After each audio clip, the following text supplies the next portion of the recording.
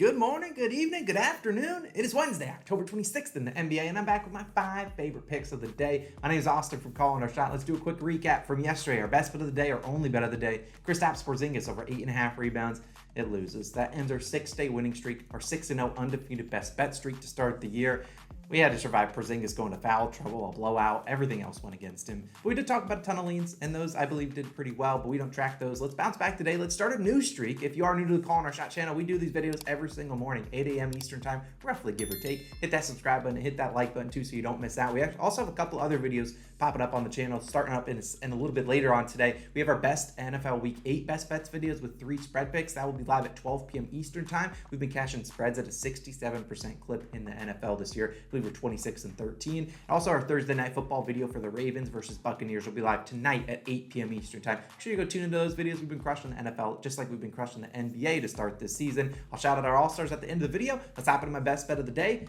LeBron James over 7.5 assists, minus 105 on DraftKings. Now, I do not expect this line to move at all to 7.5 or 6.5 or 8.5. And if you honestly want to sprinkle them up to 10 plus assists at plus 270 on PointsBet, count me in. Now, LeBron and the Lakers still searching for the first win, and they're trying to find it in Denver as they take on the Nuggets. And what's most important here, Russell Westbrook is doubtful for this game. Now, if Westbrook does get randomly cleared back into the game, that's fine. We've seen the NBA things happen like that. Shai Gilgeous-Alexander was announced out the night before. Boom, he's back in the next day. Makes no sense. It's the NBA does. It's unpredictable. But I still think LeBron can get it done with or without Westbrook. But assuming Westbrook does miss this game as he has a hamstring injury, that would be big for LeBron. And let's talk about it. So far, the LeBron this year, 8, 6, and 8 assists. So he's gone over in 2 of the 3. You would like to see him go over a little bit by more. If I didn't mention, we'll put 1.5 units on this LeBron pay. But like I said, the Lakers searching for the first win. I think they can get it here. LeBron is averaging 14.3 assist chances per game, the most on the team. The second most, Russell Westbrook at 8.7. You look at LeBron's usage rate, 28.9%. Anthony Davis, for comparison, 26%. Russell Westbrook, 21.5%.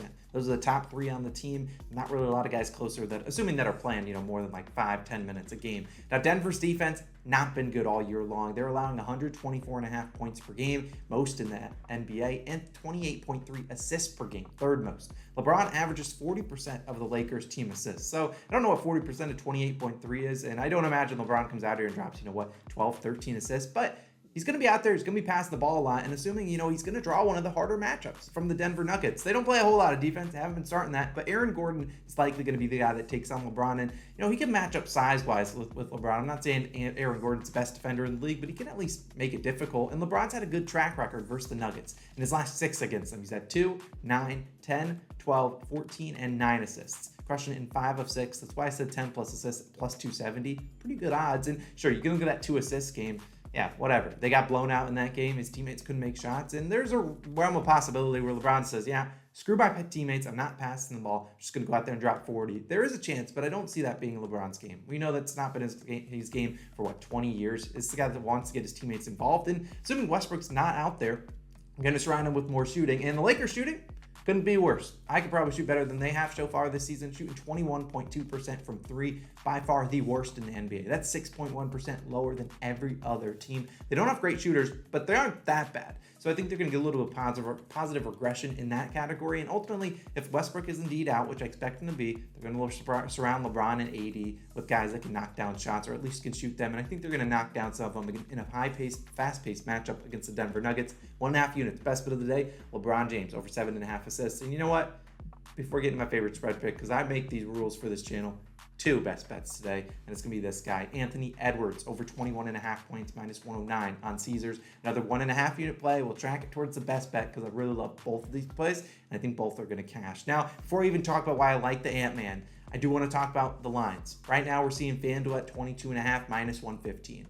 I'd be an idiot to take minus 115 a point higher than I would get 21.5 at minus 109. Just doesn't make sense. But I do think Anthony Edwards gets 22.5. I'd play that at 1 unit. Now, Edwards coming off a bad game, 9 points, 3 for 15 from the field, shooting 1 for 8 from 3.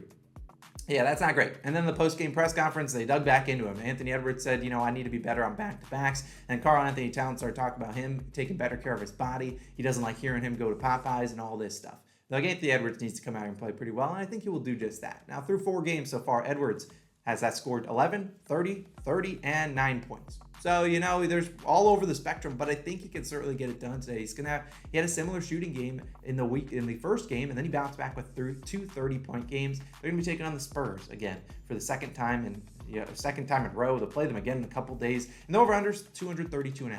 The Spurs play fast, and they also give up a lot of points. That's what they do. The Spurs allowing the 7th most points per game in the paint this season, and that is important because of this note. Anthony Edwards has been more aggressive driving to the hoop clearly than he has been in his whole career. This year, averaging 15 drives per game, the most on the team. The next closest is D'Angelo Russell, 8.5. And that includes a game last game when Anthony Edwards settled for jump shots. 1 for 8 from the three-point line. He only drove the ball 9 times. Prior to that, he had been averaging 17 drives per game. And if he does that against the Spurs defense, he will be able to get us 22, 23, but probably 25 points. Because look at Edwards, he's averaged only 10.8 drives per game last year. So he's up nearly 4 to 5 drives. And that's important because we want a guy obviously driving to the hoop. He can obviously get fouled or get a free layup, and that's what he's been able to do all year long. Now, Edwards been shooting the ball a lot. Edwards is over 21.5 points in 17 of his last 25 games with 15 or more field goal attempts. He's obviously attempted 15 or more in all of the games this season. And in the games that, they were blown out by the Spurs the first time, he's overset 21.5 points in 20 of his last 25 games with 17 or more field goal attempts, which is what he's been basically doing in every single game. Even if this game is a blowout, I think it leads to Ant-Man having a pretty good day. I think they want to get him going in this game, especially after a bad one. Anthony Edwards should be shooting the ball out there. I have faith in him. 2 best bets of the day. LeBron James over in assists and Anthony Edwards over in points. Go get it done. Let's go to 8-1 for best bets of the year. Now, my spread pick of the day. Well, all 3 of my spread leans hit yesterday. I should have put money on the Pelicans, as I was pretty confident the Pelicans would at least cover that game, potentially win outright. Today I'm going with the Pistons, plus 7.5, currently minus 107 on points bet. I'll also take this at plus 7 if you want to take there, but I'm declaring Pistons outright victory. I think it's like plus 200 something. Now, that might sound crazy for you guys, and I already see, get out your keyboards. I already see the comments. Austin, you mean the Pistons, who have lost 3 straight games by 24, 9, and 21 points, now they're taking on a team with DeJounte Murray and Trae Young? This makes no sense. You've lost your mind. And while that not necessarily isn't too far from the truth, I think the Pistons are going to bounce back here, and I think they're going to have a good game. Because if you do not remember, last year, we faded the Hawks a lot on the road. And why is that? Because over the last 2 years, including the first, well, they actually haven't had a road game yet. Last 2 years, Hawks 48, 75, and 1 against the spread on the road. By far the worst in the NBA, covering only 39% of the time. Well, surely they've at least covered versus the Pistons. The Pistons have been one of the worst teams over the past couple of years. Wrong. They've lost 4 straight games in Detroit. And while I'm not putting money on Detroit to win this game outright, I think they keep it close and have a chance to win it outright. The Hawks have yet to play a road game. This will be their first one. And look, they've played the Rockets, Magic, and Hornets. They lost by 17 to the Hornets. They haven't played a road game, and all 3 of those teams aren't necessarily the best teams in the NBA. Far from it. The Pistons don't need to win this game at all. We're just taking them plus 7.5. But the fact that I think they got a good chance. They also won their only home game of the year versus the Orlando Magic. The game they actually started out down by like 15 points. They have the offense to keep up with the Hawks, and I certainly think they can get it done. I'm running with the Pistons plus 7.5. That's my spread pick of the day. Now let's stay in that Pistons game. We'll talk about 2 more player props and talk about our all-stars. Jaden Ivey over 19.5 points plus assists, minus 105 on points bet. Now, weirdly enough, we only have a points bet and FanDuel line at the moment. So maybe they think some guys will get ruled out. I don't imagine that's going to be Ivey. I know the Pistons are on a back-to-back. If anything, they'll rule out guys on the bench more so than Ivey, because Ivey's a rookie. He's going to be out there playing a lot. Now let's talk about the Pistons. As we already talked about, they're taking on the Hawks, and he's going to likely get the Trae Young matchup, which is what I like to see. Now rookies usually, most of the time, if they're an electric competitive rookie, they love seeing those big time names coming into their city. And Trae Young, hard to get bigger than that guy that averaged 28 and 9 assists per game last season. I mean, this is a guy that's one of the best players in the NBA that has the offer. And what also that means, Trae Young will be probably guarding Jaden Ivey because they have nowhere to hide Mr. Trae Young. And Trae Young, you talk about DeJounte Murray, their best defender, arguably, guard Kate Cunningham. You got DeAndre Hunter and Collins. Those guys will guard Sadiq Bey and Bojan Bogdanovic. Capella will guard Isaiah Stewart. That leaves the traffic cone himself, Trae Young, on Mr. Jaden Ivey. Young, never been known as being a good defender at all in his NBA career, and I don't expect that to continue. Well, I expect that to continue being a bad defender in his career for the rest of it. But we look at Trae Young, he's going to have to go out there, and he's just not going to be able to play a good amount of defense. The only thing I'm concerned about, I need Ivey to stay out of foul trouble. We know Trae Young capable of getting those fouls, but I think he can certainly do that. You look at Ivey, he's coming off his worst game of his NBA career. Granted, it's 4 games in. He only had 11 points and 4 assists in 29 minutes of action, shooting 4 for 10 from the field yesterday. I just think he plays better. It's going to be a fast-paced matchup against the Hawks. It's going to be up and down the court, and Ivey's a guy that can finish in transition. A game against the Wizards, not a team that really runs a lot. It was a lower-scoring game. We saw the Pistons not even break 100 points. Prior to that bad game, Ivey had 22, 26, and 23 points plus assists. If I didn't make that noted, we're taking his points plus assists line. I don't really want to involve PRAs, but you can take his rebounds line. I just don't think he gets a ton of rebounds today. It's going to be guarding Trae Young out on the perimeter, and you got obviously Collins, you got Capella, you got Bogdanovich, Bey, you got Isaiah Stewart all out there. There's a lot of big guys. I don't imagine Ivey flucks into a lot of rebounds like he did that 9-rebound game a couple of games ago. I like his points plus assists a little bit more. Jaden Ivey, counting on you, buddy. And my final play of the day, and I probably will not add any plays today because 5 is enough. Tyler Herro, over 30.5 points plus rebounds plus assists, minus 123 on Caesars. It's PRAs, and that's how I'm going to shorten it.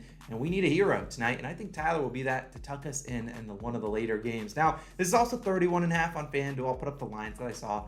You can take it at both. I think Tyler Herro either crushes this or doesn't get it. Now, so far this year, Herro's had a quality start. 30, 34, 28, and 41 PRAs, points, rebounds, and assists. We need those all combined to be over 31, hopefully over 32 for all the people that bet it at 31.5. Now, this is a pace-up spot for the Miami Heat, one of the slower-moving teams in the NBA as they take on the Blazers, one of the only undefeated teams left. I believe the Bucks are the other one as they take on the Nets. Now, got an over-under at 222, and if they do hit the over, that would be the most points that the Heat have combined to score against the team in the NBA this season. Their most they've scored is 224. And Herro's going to be out there attempting a lot of shots. I mean, 15, 21, 8, and 18 field goal attempts so far this year. The 8 field goal attempts was a game he played only 22 minutes, and he had 5 fouls. So he was in foul trouble. I don't expect him to be in foul trouble here. Now, Herro also hasn't shot the ball well from 3 the last 3 games. 5 for 19, 26%.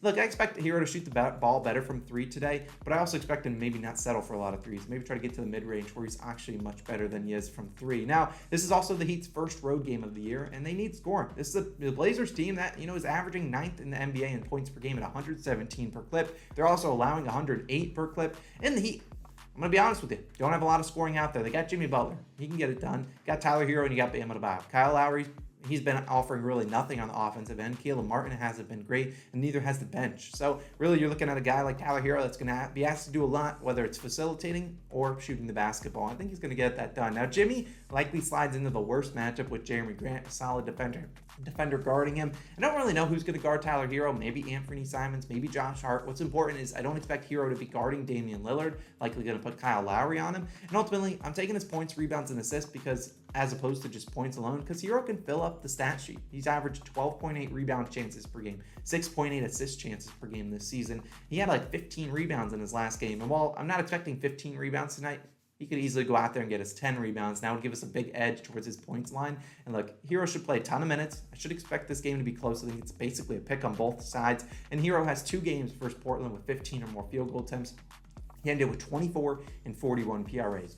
The 24, he shot 5 for 23. If you told me Tyler Herro shoots 23 times tonight, I put probably 3 units on this bet. So I think Tyler Herro's going to have a pretty good night. I'll keep it at 1 unit. I think he has a good one. Over 30.5 PRAs is my 5th and final play of the day. Let's talk about some All-Stars. I appreciate you all for joining the list. If you ever want to support us, click that join button on the channel. You get our plays early, and it's only $2.99 a month. That's less than the price of coffee, less than the price of some of your guys' random degen parlays. We got a bunch of them. I'll speed through these. I'm definitely going to mispronounce some names, so sorry in advance. If I miss you, let me know in the comments. Ronald, Showtime, James, Dalton, BGLG, Prentice, Trevor, TH, Space I, Jason, James, Morgan, Andrew, All Things Purnell, Ferdinand, Gerwinder, Air Canada, Brent, Randy, Zachary, Woots, GG, Busguard, Levito, Lucas, I hope I pronounced it right, Tiara, Dylan, another Dylan, DE Space C, we got Hellard, we got Mark, Lissandro, we got Vanster TV, we got Josh, Rich, Normandy, T, Moore, Michael.